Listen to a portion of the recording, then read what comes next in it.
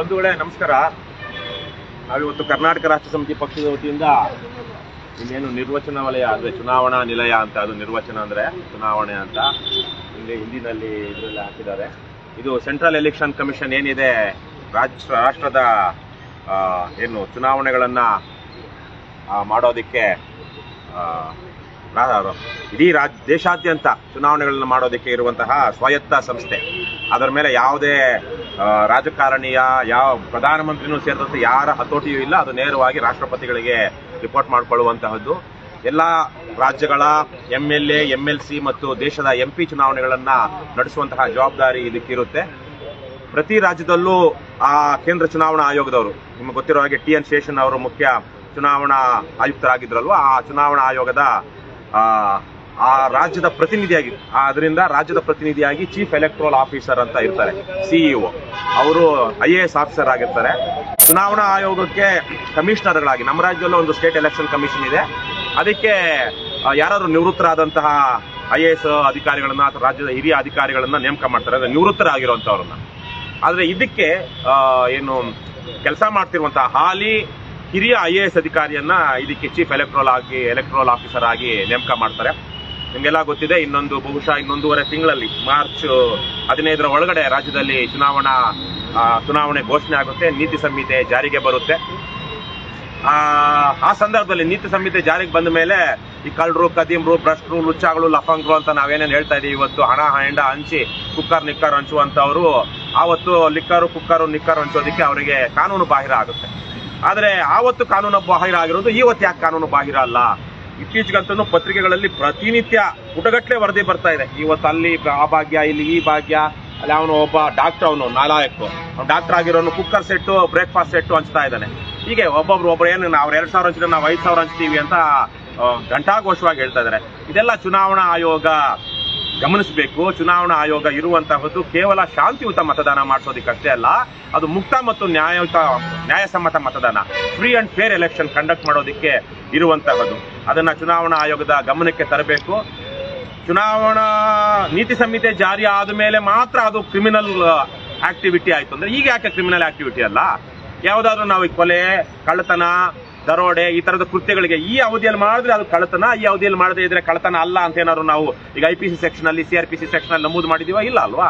ಹಾಗಾಗಿ ಮತದಾರರಿಗೆ ಆಮಿಷ ಒಡ್ಡುವಂತಹ ಕೆಲಸ ಯಾವುದೇ ಸಂದರ್ಭದಲ್ಲೂ ಈ ಭ್ರಷ್ಟ, ದುಷ್ಟ, ಲೂಟಿಕೋರ, ದೇಶದ್ರೋಹಿ ರಾಜಕಾರಣಿಗಳು ಮಾಡಿದ್ರೆ ಅದು ಕಾನೂನು ಬಾಹಿರ. ಅಂತವರನ್ನ ಇಲ್ಲಿ ತನಕ ನಮ್ಮ ಹಿಂದೆ ನೋಡಿ, ಇಲ್ಲೇ ನಮ್ಮ ಪಕ್ಕದ ಇಲ್ಲಿನ ಒಂದು 100 ಕಿಲೋಮೀಟರ್ 200 ಮೀಟರ್ ದೂರದಲ್ಲಿ ಲೋಕಾಯುಕ್ತ ಇದೆ. ಆ ಲೋಕಾಯುಕ್ತ ಸಂಸ್ಥೆ ಸ್ಥಾಪನೆ ಮಾಡಿದಾಗ ನಮ್ಮ ಹಿರಿಯರು ರಾಮಕೃಷ್ಣ ಹೆಗಡೆ ಅವರ ನೇತೃತ್ವದಲ್ಲಿದ್ದಂತಹ ನಮ್ಮ ಹಿರಿಯ ರಾಜಕಾರಣಿಗಳು 83-84ರಲ್ಲಿ ಲೋಕಾಯುಕ್ತ ಆಗುವಂತವರು ಪ್ರಾಮಾಣಿಕರಾಗಿರ್ತಾರೆ. ಅವ್ರು ಯಾಕೆಂದ್ರೆ ಸುಪ್ರೀಂ ಕೋರ್ಟ್ನ ಜಡ್ಜ್ಗಳಾಗಿ ನಿವೃತ್ತರಾಗಿರ್ತಾರೆ ಅಥವಾ ಯಾವುದಾದ್ರೂ ರಾಜ್ಯದ ಹೈಕೋರ್ಟ್ನ ಮುಖ್ಯ ನ್ಯಾಯಮೂರ್ತಿಗಳಾಗಿ ನಿವೃತ್ತರಾಗಿರ್ತಾರೆ. ಹಾಗಾಗಿ ಲೋಕಾಯುಕ್ತರನ್ನ ತೆಗೆಯುವಂತಹ ಪ್ರಾವಿಷನ್ ನಾವು ಲೋಕಾಯುಕ್ತ ಆಕ್ಟ್ ಅಲ್ಲಿ ಮಾಡಬಾರದು ಅಂತ ಮಾಡಿದ್ರು. ಯಾಕಂದ್ರೆ ಅವತ್ತಿಗೆ ಅವ್ರ ಬಗ್ಗೆ, ನ್ಯಾಯಮೂರ್ತಿಗಳ ಬಗ್ಗೆ ಗೌರವ ಇತ್ತು. ಆದ್ರೆ ಇವನು ಯಾವನೊಬ್ಬ ಲೋಫರ್ ಬಂದ ಜಸ್ಟಿಸ್ ಭಾಸ್ಕರ್ ರಾವ್ ಅಂತ, ಅವನು ಕರ್ನಾಟಕ ಹೈಕೋರ್ಟ್ನ ಮುಖ್ಯ ನ್ಯಾಯಮೂರ್ತಿ ಆಗಿದ್ದ. ಅವನು ಲೋಕಾಯುಕ್ತದಲ್ಲಿ ಕೂತ್ಕೊಂಡು ಅವನ ಚೇಂಬರ್ ಪಕ್ಕದಲ್ಲಿ ಅವನ ಮಗನಿಗೂ ಒಂದು ಚೇಂಬರ್ ಕೊಡಿಸಿ ಡೀಲ್ ಮಾಡ್ತಾ ಇದ್ರು ಅವರೆಲ್ಲ. ಸೊ ಹಾಗಾಗಿ ಆಮೇಲೆ 4-5 ವರ್ಷದಿಂದ ಏನಾಯ್ತು, ಅವಾಗ ಲೋಕಾಯುಕ್ತ ಕಾಯ್ದೆಗೆ ಅಮೆಂಡ್ ಮಾಡಿ ಲೋಕಾಯುಕ್ತರನ್ನೂ ಸಹ ಇಳಿಸುವಂತಹ ಒಂದು ಪ್ರಾವಿಷನ್ ನ ಅದರಲ್ಲಿ ಸೇರಿಸ್ತಾ ಇತ್ತು. ಹಾಗೇನೆ ಹಿಂದೆ 20-30 ವರ್ಷದಿಂದ ಈ ತರಕ್ಕೆ ಲುಚ್ಚಾ ಕೆಲಸಗಳನ್ನ ನಮ್ಮ ರಾಜಕಾರಣಿಗಳು ಬಹುತೇಕರು ಮಾಡ್ತಾ ಇರಲಿಲ್ಲ. ಒಂದು 20-30 ವರ್ಷದಿಂದ ಕೆಟ್ಟಿರುವಂತಹದ್ದು. ಹಾಗಾಗಿ ಆವತ್ತು ಯೋಚನೆ ಮಾಡಿರ್ಲಿಲ್ಲ ಇವೆಲ್ಲವನ್ನು ನಾವು ತಡಿಬೇಕಾ ಬೇಡವಾ ಅಂತ. ಇವತ್ತಿಗಾಗಿದೆ. ಹಾಗಾಗಿ ಕಾನೂನಲ್ಲಿ ಏನೇನು ಮಾರ್ಪಾಡು ಮಾಡಬೇಕು ಅದನ್ನ ಮಾಡಿದ್ರೆ ಮಾತ್ರ ಇವತ್ತು ಚುನಾವಣಾ ಆಯೋಗಕ್ಕೂ ಒಂದು ಮಾನ, ಗೌರವ, ವಿಶ್ವಾಸಾರ್ಹತೆ ಉಳಿಯುತ್ತೆ. ಇವತ್ತಿರುವಂತಹ JCB, JDS, ಕಾಂಗ್ರೆಸ್, BJP ಪಕ್ಷಗಳ ಭ್ರಷ್ಟ ರಾಜಕಾರಣಿಗಳು ಊರವರೆಲ್ಲ ಲಡ್ಡು ಬಿಸಾಕ್ತಾರೆ, ಬಿಂದಿಗೆ ಬಿಸಾಕ್ತಾರೆ, ಕುಕ್ಕರ್, ಮಿಕ್ಸಿ, ಇನ್ಯಾವನೋ ಬೆಂಗಳೂರಲ್ಲೊಬ್ಬ ತಟ್ಟೆ, ಚೆಂಬು, ಲೋಟ ಎಲ್ಲ ಕೊಟ್ಟಿದ್ದಾನಂತೆ. ಇನ್ನೊಂದ್ ಕಡೆ ಮೂಗ್ತಿ, ಇಲ್ಲ ಬೆಂಗಳೂರಲ್ಲೊಬ್ಬ ಬೆಳ್ಳಿ ವಿಗ್ರಹ ಕೊಡ್ತಾ ಇದ್ದಾನೆ. ಇನ್ಯಾವನೋ 5,000-10,000 ಜನನ ಟೂರ್ ಕಳಿಸ್ತಾ ಇದ್ದಾನೆ. ಇವೆಲ್ಲನೂ ಅವರು ನೇರವಾಗಿ ಇಲ್ಲಿರುವಂತಹ ಚುನಾವಣಾ ಆಯೋಗಕ್ಕೆ ಚಾಲೆಂಜ್ ಮಾಡ್ತಾ ಇದ್ದಾರೆ. ನಿಮ್ಮ ಯೋಗ್ಯತೆ ಇಷ್ಟೇ ರೀ, ನಮ್ಮದೇನು ನೀವು ಕಿತ್ಕೊಳ್ಳೋಕ್ಕಾಗಲ್ಲ ಅನ್ನೋಂಥದ್ದನ್ನ ನೇರವಾಗಿ ಹೇಳ್ತಾ ಇದ್ದಾರೆ. ಹಾಗಾಗಿ ಇವತ್ತು ನಾವು ಚುನಾವಣಾ ಆಯೋಗಕ್ಕೆ ಇವತ್ತು ಕರ್ನಾಟಕದಲ್ಲಿ ನಮ್ಗೆ ಗೊತ್ತಿರೋ ಹಾಗೆ ದುರಾಡಳಿತ, ಭ್ರಷ್ಟಾಚಾರ ಮಿತಿಮೀರಿ ಹೋಗ್ಬಿಟ್ಟಿದೆ. ಈ ಎಲ್ಲಾ ದುರಾಡಳಿತ, ಭ್ರಷ್ಟಾಚಾರದ ಮೂಲವೇ ಚುನಾವಣಾ ಅಕ್ರಮಗಳು, ಕ್ರಿಮಿನಲ್ಗಳು, ಜೈಲಲ್ಲಿರಬೇಕಾದಂತ ಕ್ರಿಮಿನಲ್ಗಳು.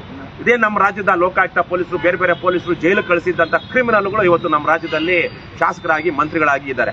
ಆ ಕ್ರಿಮಿನಲ್ಗಳು ಯಾಕೆ ಈ ಬಲಕ್ಕೆ ಬಂದಿದ್ದಾರೆ ಅಂದ್ರೆ ಅಲ್ಲಿ ಅವರು ಚುನಾವಣಾ ಅಕ್ರಮಗಳನ್ನ ಮಾಡಿ ಗೆದ್ದು ಬಂದು ಲೈಸೆನ್ಸ್ ತಗೊಂಡು ಬರೋದ್ರಿಂದಾಗಿ. ಹಾಗಾಗಿ ಇವತ್ತು ಎಲ್ಲಾ ಭ್ರಷ್ಟಾಚಾರಕ್ಕೆ ಮೂಲ ಚುನಾವಣಾ ಅಕ್ರಮಗಳನ್ನ ಮಾಡುವಂತಹ ಭ್ರಷ್ಟ ರಾಜಕಾರಣಿಗಳು. ಹಾಗಾಗಿ ಕರ್ನಾಟಕದ ಮಾನ ಮರ್ಯಾದೆ ಘನತೆಯನ್ನ ಉಳಿಸಿ ಅದು ನಿಮ್ಮ ಕೈಯಲ್ಲಿದೆ. ಚುನಾವಣಾ ಆಯೋಗ ಅದನ್ನ ಮಾಡಬೇಕಾಗಿದೆ. ಯಾಕಂದ್ರೆ ಚುನಾವಣಾ ಆಯೋಗಕ್ಕೆ ಚುನಾವಣೆ ಬಂತು ಅಂದ್ರೆ ಇಡೀ ರಾಜ್ಯದ ಆಡಳಿತ ವ್ಯವಸ್ಥೆ ಚುನಾವಣಾ ಆಯೋಗದ ಕೈಯಲ್ಲಿರುತ್ತೆ. ಇಲ್ಲಿರುವಂತಹ ಬರೀ ಮಂತ್ರಿಗಳು ಎಲ್ಲರೂ ನಾಮಕಾವಸ್ಥೆ, ಅವ್ರಿಗೆ ಯಾವುದೇ ತರಹದ ಅಧಿಕಾರ ಇರೋದಿಲ್ಲ.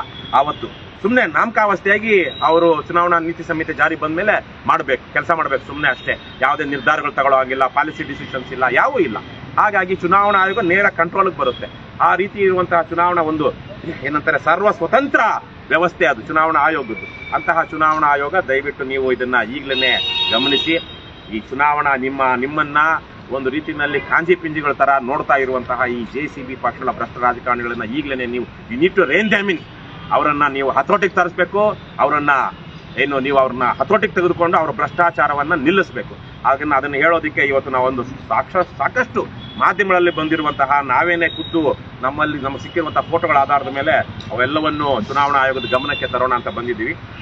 ಈಗ ನಾವು ಚುನಾವಣಾ ಆಯೋಗದ ಇಲ್ಲಿ ಏನು ಮೀನಾಕುಮಾರ್ ಏನವರು ಮನೋಜ್ ಕುಮಾರ್ ಮೀನಾ ಅಂತ ಸುನಿಲ 333 ಮನೋಜ್ ಕುಮಾರ್ ಮೀನಾ ಅಂತ ಅವರು ನಮ್ಮ ಇಲ್ಲಿ ಚೀಫ್ ಎಲೆಕ್ಟ್ರಲ್ ಆಫೀಸರು, ನಮ್ಮ ರಾಜ್ಯ ಸರ್ಕಾರದಲ್ಲಿ ಹಿರಿಯ ಅಧಿಕಾರಿಯಾಗಿದ್ದಂಥವ್ರು, ಆಗಿದ್ದಂಥವ್ರು.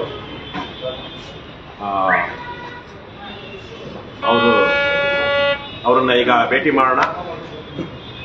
ಇದೊಂದು ರೀತಿಯಲ್ಲಿ ಇವತ್ತೇನು ನಡೀತಾ ಇದೆ ರಾಜ್ಯದಲ್ಲಿ, ರಾಜ್ಯದ ಹಿತವನ್ನ ಕಾಪಾಡುವಂತಹ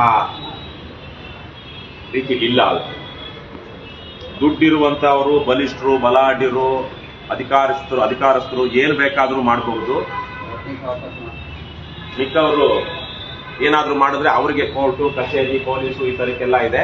ಆದ್ರೆ ದುಡ್ಡಿರುವಂತಹವರು, ಬಲಿಷ್ಠರು, ಮಂತ್ರಿಗಳು, ಶಾಸಕರು, ಅವರ ಮಕ್ಕಳು, ಮೊಮ್ಮಕ್ಕಳು, ಪ್ರಿಯತಮೆಯರು ಅವ್ರೇನ್ ಮಾಡಿದ್ರು ನಡೆಯುತ್ತೆ ಅನ್ನುವಂಥದ್ದಿದೆ. ಆದ್ರೆ ನಮ್ಮ ದೇಶಕ್ಕೆ ಸ್ವಾತಂತ್ರ್ಯ ತಂದುಕೊಡೋದಿಕ್ಕೆ ಬಲಿದಾನಗೈದಂತಹವರು ನಾಳೆ ಜನವರಿ 26 ಗಣರಾಜ್ಯೋತ್ಸವ. ಏನ್ ಗಣ ಅಂದ್ರೆ ಏನು? ಅದೇನು ಭೂತನ? ಗಣ ಅಂದ್ರೆ ಜನ.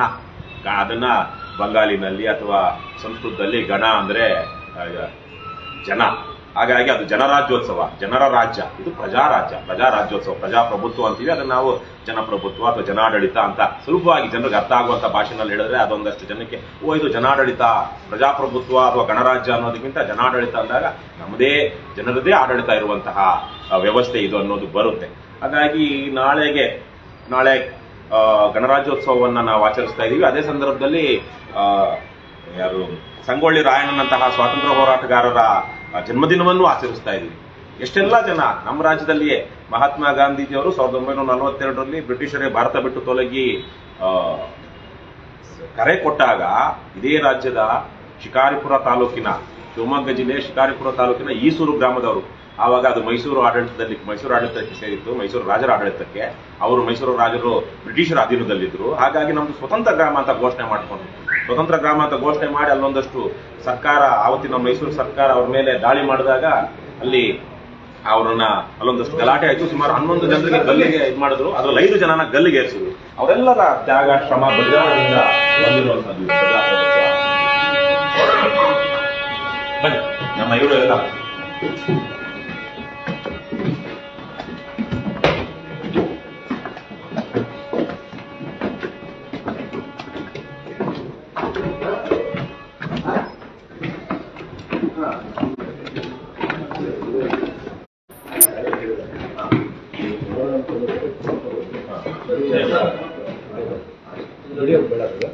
ಬೇಡವಂತೆ ಸಾಕು. ಈಗ ನಾವು ಇಲ್ಲಿ ಯಾವ್ದು ಮನೋಜ್ ಕುಮಾರ್ ಮುಖ್ಯ ಚುನಾವಣಾಧಿಕಾರಿ ಕಚೇರಿಯ ಬಳಿ ಇದ್ದೀವಿ. ಒಳಗಡೆ ನಾವು ಮಾತಾಡುವಾಗ ಕೆಲವೊಂದು ವಿಚಾರಗಳು ಏನೋ ಗೌಪ್ಯವಾದದ್ದು ಕೆಲವೊಂದು ಇರಬಹುದೇನೋ, ಅದಕ್ಕೆ ಅವ್ರು ವಿಡಿಯೋ ಬೇಡ ಅಂತ ಹೇಳಿದ್ದಾರೆ.